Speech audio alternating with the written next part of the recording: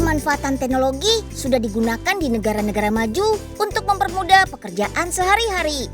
Indonesia juga nggak mau kalah dong. Dari mulai pertanian, perikanan, sampai untuk mencegah penyebaran penyakit yang disebabkan oleh mikroorganisme. Nah, selengkapnya di episode Teknologi Warga Plus 62 hari ini. Yuk, kita kemon!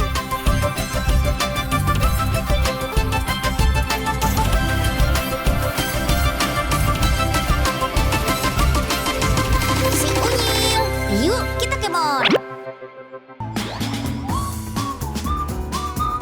Wah, apaan tuh? Vacuum cleaner otomatis ya? Bukan kok. Alat ini namanya Autonomous UVC Mobile Robot atau disingkat AUMR. Robot ini berfungsi untuk mensterilkan ruangan isolasi untuk pasien COVID-19. Dengan robot ini, manusia nggak perlu terjun langsung ke ruangan pasien. Tujuannya ya untuk mengurangi resiko penularan. Ya udah, langsung saja deh kita lihat pembuatan dan cara kerjanya. Yuk, kita kemon! Pembuatan robot AUMR dimulai dari perakitan komponen lampu dulu. Pasangkan balas elektronik yang berfungsi untuk menguatkan tegangan lampu. Ada 6 balas elektronik yang dipasang di bagian atas. Setelah semua komponen elektrik lampu sudah dirakit, baru deh kita pasang 6 lampu neonnya. Robot ini menggunakan pemancar sinar ultraviolet tipe C yang mampu membunuh mikroorganisme berupa bakteri maupun virus. Tapi untuk uji coba kali ini lebih aman menggunakan lampu neon saja ya. Untuk membuat sistem elektriknya berfungsi, kita buat sambungan komponen pada papan PCB menggunakan timah yang dipanaskan dengan solder. Oh iya, ada juga nih komponen yang dibuat menggunakan laser. Seperti dudukan sensor ini yang hanya membutuhkan waktu print selama 1 jam. Ada juga papan panel akrilik. Pembuatan satu papan panel ini membutuhkan waktu sekitar 20 menit. Oke lanjut, satu komponen sudah lengkap nih. Kita susun komponen badan robot yuk. Untuk menjalankan fungsi robot ini, komponen yang diperlukan ada inverter, aki baterai, aki sistem, dan microcontroller untuk menghubungkan sistem dengan remote controlnya. Sip deh, semua komponen sudah lengkap. Tinggal ditutup dengan kerangka luarnya. Belum selesai sampai situ saja ya. Robotnya masih harus diprogram untuk menyambungkan seluruh sistem komponen supaya robot bisa bekerja sesuai fungsinya. Loh, Prof. Ya, kok robotnya jalan ke arah pos rondanya Pak Oga nih? Kok reaksinya begitu, Prof? Wah. Waduh, robotnya mendeteksi udara kotor kali Unyil. Iya juga kali, Prof.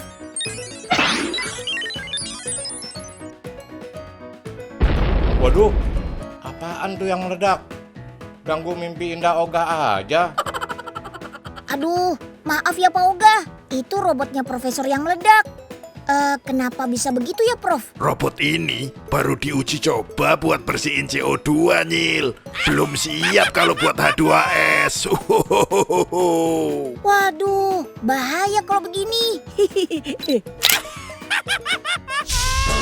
Oke deh, sebelum kita tes, nih Unyil kasih tahu dulu cara kerja robot ini ya.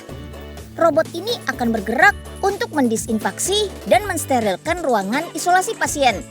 Saat mikroorganisme terkena sinar UV dalam jarak 200 nanometer dan 280 nanometer, sinar akan diserap oleh DNA, RNA, dan protein. Penyerapan akan membuat dinding sel protein pecah dan membunuh mikroorganisme. Robot ini bisa beroperasi dalam waktu 5 jam, sedangkan sistem kerja UVC berlangsung dalam 1 jam. Untuk menjalankan robot AUMR bisa dilakukan dengan 2 cara. Bisa menggunakan remote control, bisa juga menggunakan autonomous control mode dengan melakukan line tracking alias mengikuti garis yang terpasang di lantai. Di luar ruangan, robot ini bisa dikendalikan dari jarak 1,5 kilometer. Sedangkan di dalam ruangan hanya bisa dikendalikan dari jarak 200 meter saja. Oh iya, robot ini juga sudah dilengkapi sama sensor ultrasonik loh. Jadi kalau ada halangan di depan, robot akan mendeteksi dalam jarak 30 cm dan langsung menghindari. Jadi nggak bakal nabrak-nabrak deh. Oh iya, robot ini sudah diuji cobakan di Rumah Sakit Pindad Bandung dan Rumah Sakit Darurat COVID-19 Wisma Atlet Jakarta. Saat digunakan dalam waktu 10 menit dengan jarak 3 meter, UVC dapat membunuh sekitar 80% mikroorganisme. Waktu penggunaan paling efektif untuk membuat ruangan steril sekitar 15 sampai 20 menit. Sebenarnya objek pengujian UVC bukan pada virus COVID-19, tetapi mikroorganisme pada umumnya. Meski belum ada penelitian spesifik, UVC dianggap bisa juga membunuh virus COVID-19 karena terbukti bisa membunuh virus SARS-CoV-1 yang strukturnya sama. Dari segi harga, alat buatan anak negeri ini juga jauh lebih murah daripada buatan luar negeri loh. Wah, Unyil jadi makin bangga nih jadi warga plus 62.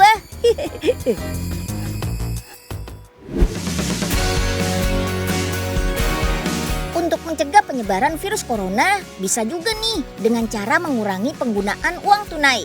Uang tunai kan cepat banget berpindah tangan. Bisa dibilang uang tunai tuh sarangnya kuman dan virus. Iuh. Nah, makanya penggunaan uang non tunai alias cashless lebih disarankan. Salah satunya ya uang elektronik dalam bentuk kartu kayak gini. Selain lebih aman, gak perlu ribet juga kan sama uang kembalian. Kartu uang elektronik yang selama ini kita gunakan buatan Indonesia loh. Kalau nggak percaya, ikut Unyil aja deh ke pabriknya di Surabaya, Jawa Timur. Yuk, kita kemon! Sebelum masuk ke tempat pembuatan kartu, kita harus melewati beberapa pemeriksaan ketat loh. Pengawasan ini bertujuan untuk mencegah terjadinya kehilangan atau kecelakaan kerja.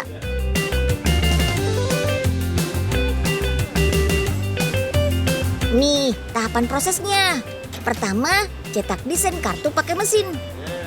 Bahan untuk membuat kartu uang elektronik ini jenisnya kertas PVC. Ya, semacam kayak plastik gitu.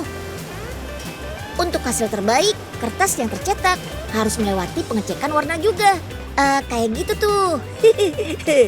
Wah, kartunya jadi besar banget ya. Ini belum selesai kok. Ini kan baru bagian luarnya saja. Nah, kartu uang elektronik itu punya komponen atau bahan khusus lagi di bagian dalam. Begini nih prosesnya. Ini namanya proses pemasangan antena penangkap sinyal, biar bisa digunakan buat bayar ini itu. Bahan antena penangkap sinyalnya pakai lilitan kawat tembaga, gunanya biar kartu bisa terbaca di alat pembacanya.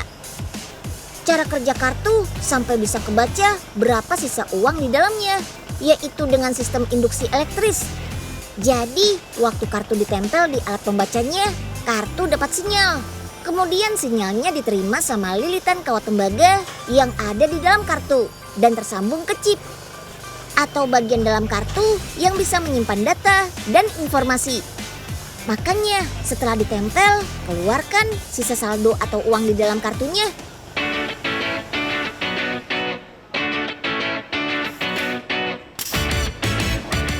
Baru deh tiap lembaran disusun untuk dilaminasi atau direkatkan satu sama lain. Direkatkannya pakai suhu panas, jadi saling menempel kan. Tuh kelihatan kan perbedaan yang sudah dan yang belum dilaminasi. Oh iya, selama kartu ini nggak rusak, masih bisa terus dipakai loh. Jadi nggak ada kadaluarsanya. Nah, tahap terakhir nih, ada namanya uji kualitas. Si kartu ditekuk berulang kali. Fungsinya untuk memastikan kartu tetap bisa berfungsi meskipun dalam keadaan tertekuk. Jadi mengurangi resiko hilang uang kan daripada bawa uang tunai, iya nggak? Walaupun cuma kartu, tetap harus dijaga biar nggak gampang rusak dan tetap bisa dipakai. Unyil punya tipsnya nih. Tips menjaga kartu uang elektronik. Pertama, jaga jangan sampai patah. Hindari menaruh kartu di saku bagian belakang. Hal ini mencegah kartu rusak akibat tertekan saat duduk. Kedua, jauhi dari paparan sinar matahari langsung dalam waktu lama. karena hal ini bisa merusak komponen elektronik di dalam kartu yang sebagian besar terbuat dari bahan logam. Ketiga, simpan di tempat yang aman agar tidak mudah hilang dan gampang dicari. Karena bentuknya yang tipis dan sederhana, kartu gampang keselip dan jatuh. Pastikan menyimpannya kembali setelah digunakan ya. Pakai kartu uang elektronik ini bikin hidup lebih praktis dan mudah. Gak ribet bawa tunai dan gak butuh waktu lama untuk bayar dan transaksi.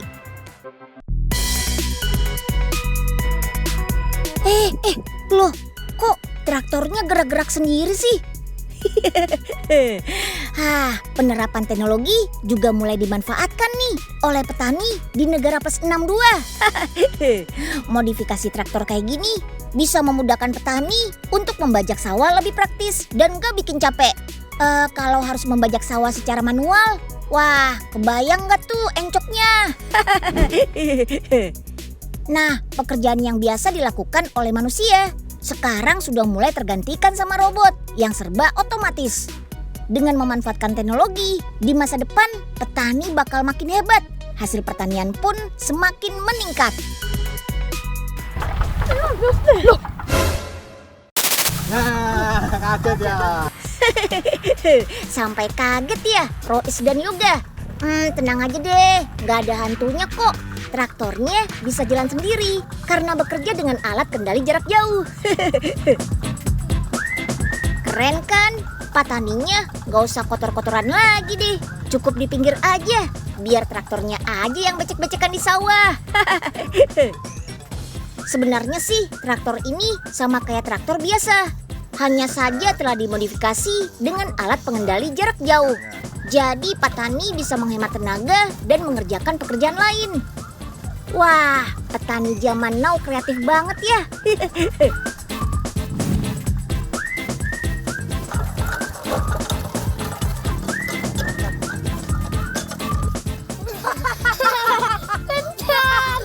Loh, Rois dan Yoga, traktornya kok malah dibuat mainan sih? Aduh. Lah, kok becanya doang? Mana si Oganya? Lah, bisa-bisa ketabrak beca ini ayah. Halo Mpok Ipe. Ayo naik beca. Sekarang Oga udah siap 24 jam buat Mpok Ipe. Lah, ada suara, tapi kagak ada orangnya. Kaget ya, Pok? Sekarang beca Oga udah canggih. Bisa jalan sendiri. Udah, Mpok, nggak usah takut. Naik aja. Ada-ada aja dah si Oga. Aman kagak nih? Awas aja ya kalau sampai kenapa-napa. Tenang aja. Dijamin aman sampai tujuan. Lah, kalau yang itu apaan lagi gah?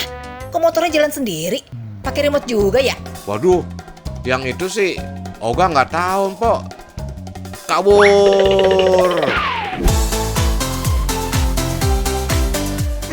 Kalau membajak sawahnya sudah praktis, nebar benih padinya juga harus pakai cara modern dong. Nih, pakai drone. Wih, penggunaan alat modern kayak gini merupakan salah satu cara untuk meningkatkan produksi beras memasuki era pertanian 4.0. Dengan drone, petani bisa menebar benih padi untuk lahan berbukit yang sulit dijangkau. Petani juga nggak perlu panas-panasan lagi deh untuk menebar benih. Ya udah, langsung saja yuk kita lihat cara kerjanya. Yuk, kita kemon. Drone atau pesawat tanpa awak selama ini bisa dimanfaatkan untuk berbagai keperluan, termasuk mendukung pekerjaan manusia. Nah, di bidang pertanian, drone digunakan untuk menyemprot pestisida dan memantau unsur hara pada tanah. Kalau yang ini, drone penebar benih. Jenis benih padi yang digunakan adalah padi gogo dan penggunaannya untuk lahan berbukit yang sulit dijangkau petani saat penanaman. Yap, penebaran benih padi dengan drone bisa mempercepat penanaman saat musim kemarau. Untuk lahan 1 hektar, drone ini mampu menebar benih dalam waktu 1 jam dengan kapasitas 50-60 kg benih padi. Jauh lebih cepat daripada cara manual yang membutuhkan waktu 4 jam. Mantap! Kita lihat tempat perakitannya dulu yuk. Bahan utama untuk badan drone adalah fiber yang dilapisi karbon. Jenis bahan ini memiliki kelebihan ringan dan kuat. Nah, kalau yang ini komponen utama drone. Ada dinamo penggerak, baling-baling, baterai, GPS, dan pengendali utama.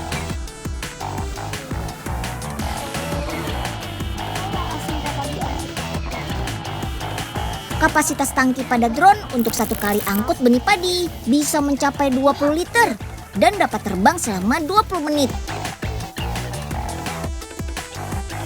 Sekarang kita coba drone-nya di lahan simulasi pertanian yuk. Pertama-tama, tentukan dulu alur dan luas lahan yang ditanam. Setelah itu tandai batas-batasnya.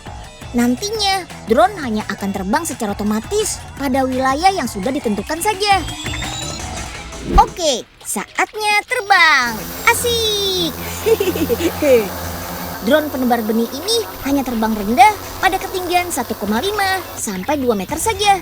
Dengan lebar tebaran benihnya seluas 5 meter. Perhitungan ini memang sudah diatur agar hasil tebaran benih lebih merata. Kalau sudah pakai drone ini, petani nggak perlu panas-panasan lagi di sawah.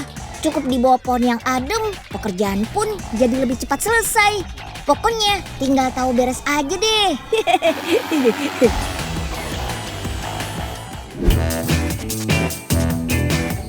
Pemanfaatan teknologi juga bisa dirasakan oleh nelayan di negara plus 62 nih.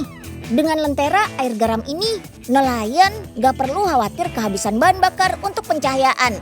Gak cuma untuk nelayan saja sih, lentera air garam ini juga bisa digunakan sehari-hari di rumah sebagai penerangan darurat. Bisa untuk ngecas handphone juga loh. Wih, kayak apa tuh cara kerja lentera air garam ini? Yuk, kita kemon! Ini dibuat jadi bubuk apa sih? Lentera air garam itu semacam lampu darurat saat mati listrik atau nggak ada listrik. Lampu ini bisa menyala hanya dengan mencampurkan 380 cc air putih dan 2 sendok garam dapur. Bisa juga dengan 2 botol air laut berukuran 400 cc. Soalnya di dalam garam terkandung senyawa yang namanya klorida. Nah, zat ini jika bertemu dengan air akan membentuk larutan elektrolit, yaitu larutan yang bisa menghantarkan arus listrik.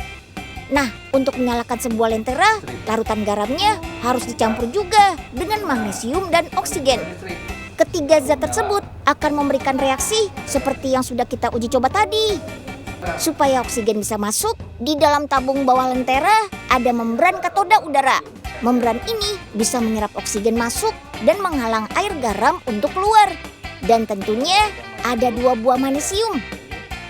Magnesium ini nggak berbahaya ya. Tuh lihat, Pak Hendra saja sampai nyicipin magnesiumnya.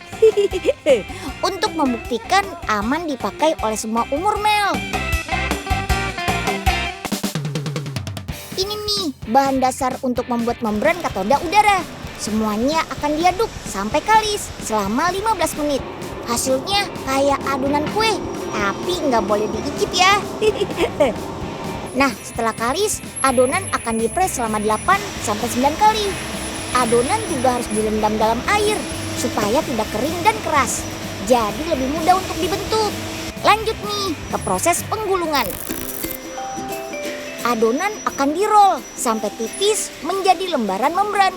Setelah itu lembaran akan dipotong menjadi 3-4 bagian. Selanjutnya akan dirol lagi menggunakan alat yang lebih besar dari sebelumnya. Nah, di sini hasil lembaran membran akan menjadi lebih tipis lagi. Kemudian akan dikeringkan selama 1 hari. Hasil membran yang sudah kering akan digabungkan dengan penghantar listrik dan separator atau pemisah.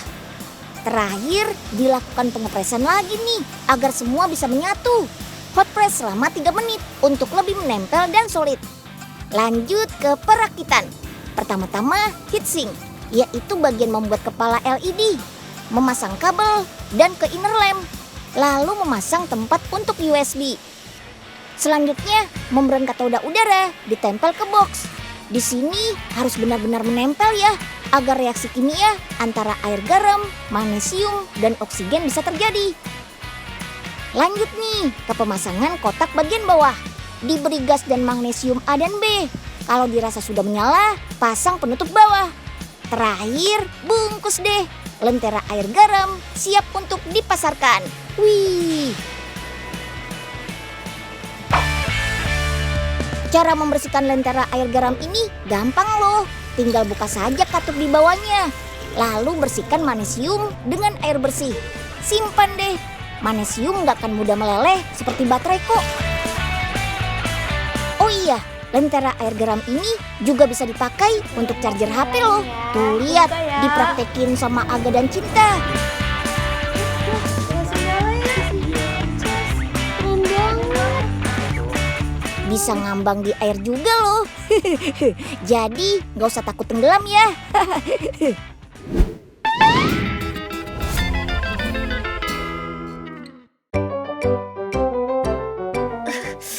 Aduh, mata Unyil kok nggak enak gini ya.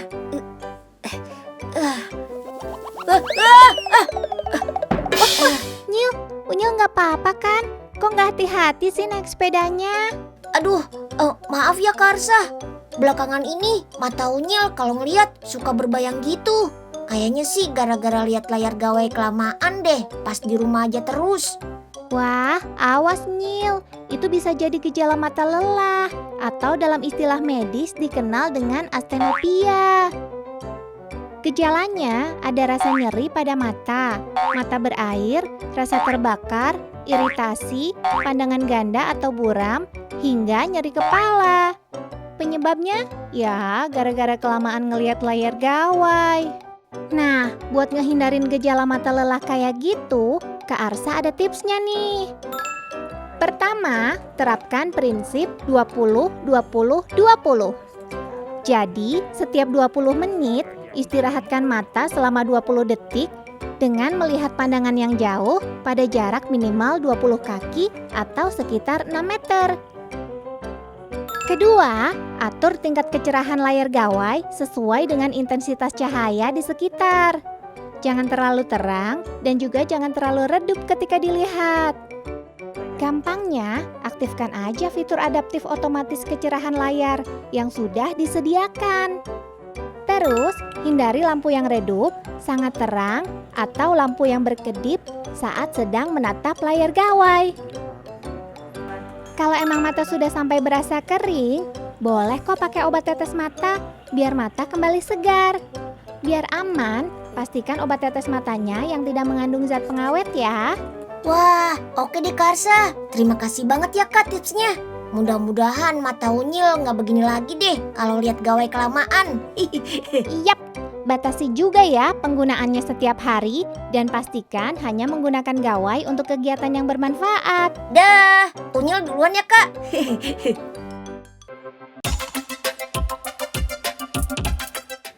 Bikin Unyil makin bangga nih jadi warga plus 62.